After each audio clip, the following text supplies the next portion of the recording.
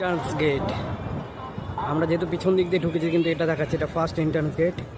এইভাবে সোজা এসে এই যে ফার্স্ট মন্দির এইটা, তারপর এইটা সেকেন্ড মন্দির।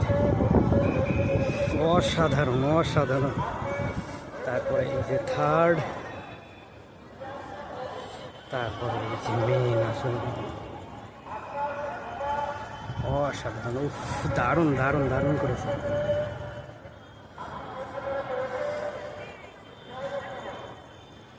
একবার দেখাই।